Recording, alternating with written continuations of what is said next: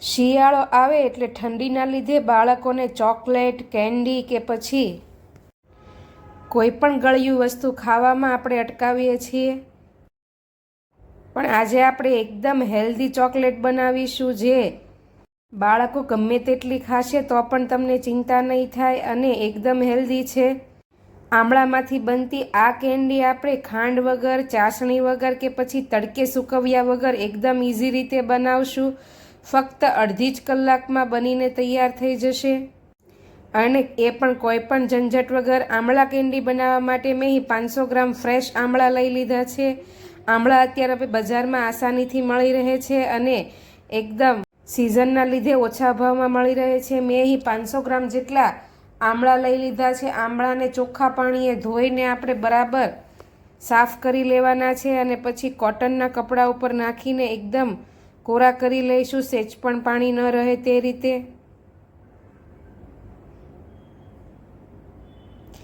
આમળાની ગમે તે વસ્તુ બનાવતા પહેલાં આ પ્રોસેસ જરૂરથી કરવી। આમળા ધોઈને ચોખ્ખા કરીને કોરા કરી લેવાના।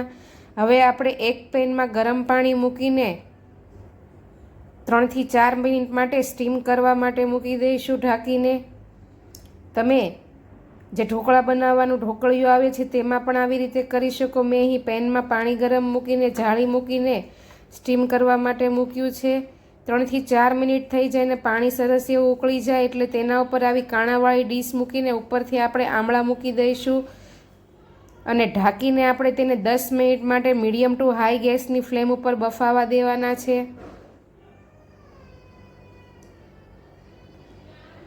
10 મિનિટ જેટલો સમય થાય ને આમળા સરસ એવા બફાઈ જાય ત્યાં સુધીમાં આપણે અહીં જેટલા આમળા લીધા છે તેટલા જ પ્રમાણમાં ગોળ લઈ લઈશું। આ કેન્ડી આપણે ગોળમાંથી બનાવ્યા છીએ એટલે એકદમ હેલ્ધી છે, ખાંડ વગરની, બાળકોને નડશે પણ નહીં ને નાના મોટા બધા જ ખાઈ શકશે।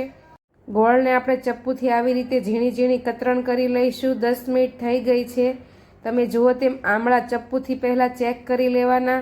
આમળા સરસ રીતે એકદમ સોફ્ટ એવા બફાઈ ગયા છે અને અંદરથી એકદમ ચીરી બધી છૂટી પડી ગઈ છે।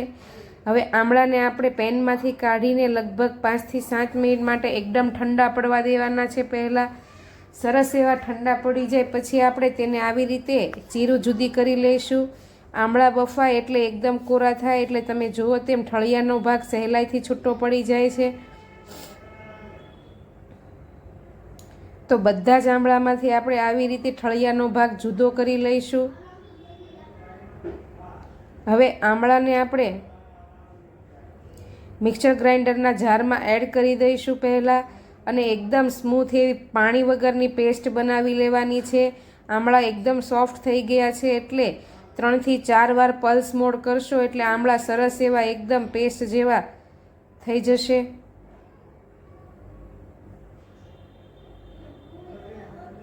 સહેજ પણ અધકચરા ન રહે ને સ્મૂથ પેસ્ટ થાય તે રીતે આપણે તેને ક્રશ કરી લેવાના છે। હવે જે પેનમાં આપણે આમલા કેન્ડી બનાવવાની છે તેમાં જ તેને આપણે એડ કરી દઈશું।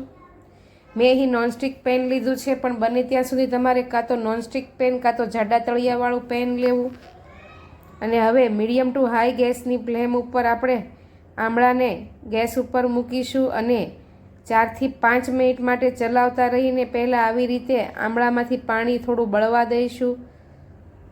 આમળા સરસ એવા ગરમ થઈને અંદરથી આવી રીતે ફુગ્ગા થઈને ફૂટવા માંડે ત્યાં સુધી આપણે તેને ગરમ કરવાનું છે। તમે જુઓ તેમ સરસ એવું ગરમ થઈ ગયું છે અને પેન સાથે બહુ ચીપકતું પણ નથી તેવું થઈ ગયું છે। આમળા કેન્ડી બનાવવામાં લગભગ 20 થી 25 મિનિટ જેટલો સમય લાગે છે। હવે તેમાં ગોળ એડ કરી દઈશું આપણે જે કતરણ કરીને રાખ્યો હતો તે અને બરાબર મિક્સ કરીને ચલાવતા રહીશું। ગોળ બધો એક સરખો પીગળીને આમળામાં ભળી જાય તે રીતે આપણે એક જ રાઉન્ડ દિશામાં આવી રીતે ચલાવતા રહેવાનું છે, તળિયે ચોંટે નહીં। એક સરખો સરસ એવો મિક્સ કરવાનો છે પહેલાં। આ પ્રોસેસ એકદમ ધીમી છે, થોડી વાર લાગશે એટલે સહેજ પણ ઉતાવળ નહીં કરવાની। ગોળ સરસ રીતે પીગળી ગયો છે અને થોડું ઘટ પણ થવા લાગ્યું છે તમે જુઓ તેમ। હવે અંદર ગોળ જામી ન જાય અને ચાસણી ન થઈ જાય તેમાં આપણે એક લીંબુનો રસ એડ કરીશું, જેનાથી કઠણ ન થઈ જાય અને આપણે જે રીતની કેન્ડી જોઈએ છે તે રીતનું બને. આવી રીતે 10થી 12 મિનિટ સુધી ચલાવતા રહીશું એટલે થોડું એવું ઘટ થશે. તમે જુઓ તેમ સરસ એવું ઘટ થવા લાગ્યું છે, પણ જુઓ મેં કીધું તેમ 20થી 25 મિનિટ જેવો સમય લાગશે એકદમ ઘટ થતાં. એટલે આવી રીતે એક રાઉન્ડ દિશામાં ચલાવતા રહીને બધું જ એકદમ પાણી બળીને એકદમ સરસ એવું થઈ જાય, આવી રીતે ચીપકે નહીં તેવું તે રીતે કરવાનું છે. હવે જ્યારે આવી રીતે અડધા ઉપરનું ગળી જાય ત્યારે આપણે તેમાં 1 ચમચી મીઠું, અડધી ચમચી સંચળ પાવડર અને 1/4 ચમચી જેટલું આપણે મરી પાવડર એડ કરીશું. આ ત્રણેયથી કેન્ડીનો ટેસ્ટ ખૂબ જ સરસ આવે છે. તમે એકલો સંચળ પાવડર પણ એડ કરી શકો. મેં અહીં સિંધવ મીઠું એડ કર્યું છે અને સંચળ પાવડર પણ એડ કર્યો છે. મરીથી આમળા કેન્ડીમાં સરસ એવી તીખાશ આવશે એટલે મરી જરૂર એડ કરવા. હવે આવી રીતે મીડિયમ ટુ હાઈ ગેસની ફ્લેમ ઉપર ફરી પાછું 7થી 8 મિનિટ આપણે મિક્સ કરવાનું છે. તમે જુઓ તેમ તળિયેથી એકદમ છૂટું પડવા લાગ્યું છે પેનથી અને એકદમ ઘાટું એવું થવા લાગ્યું છે, ચાસણી જેવું.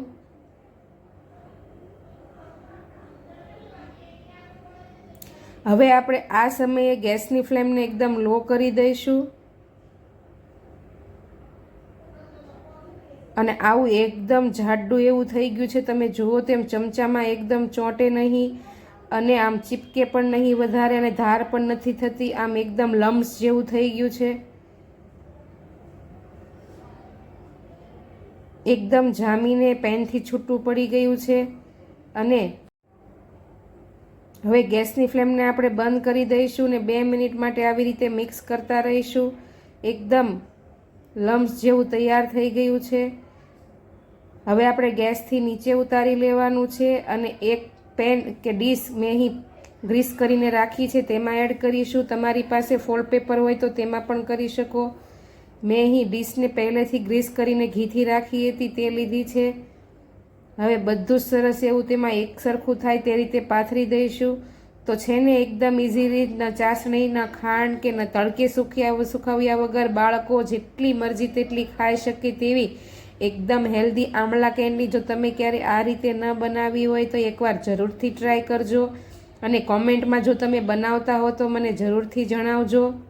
પેનમાં કે ડીશમાં પાથરીને આપણે તેને 10 મિનિટ ઠંડી પડવા દઈશું. એકદમ ઠંડી પડી જાય પછી આપણે તેને આડા ને ઊભા આવી રીતે ચપ્પુથી એકસરખી કેન્ડીના ભાગ કરી લેવાના છે. આવી રીતે થોડું જામી જાય પછી કરી લેવાના. તમે મારી ચેનલ ઉપર નવા હો, રેસીપી જોતા હો અને જો સબસ્ક્રાઈબ ન કર્યું હોય તો સબસ્ક્રાઈબ કરી લેજો. ત્યાં આપેલું બેલ આઇકન જરૂરથી દબાવજો જેથી તમને મારી આવી નવી નવી રેસીપીના નોટિફિકેશન મળતા રહે. અને હા, તમે જુઓ તેમ એકદમ ઠંડુ પડ્યા પછી તમે જુઓ તેમ જે તૈયાર બજારમાં કેન્ડી મળે છે આમળાની તેની જેવી જ એકદમ હેલ્ધી કેન્ડી બનીને તૈયાર થઈ ગઈ છે.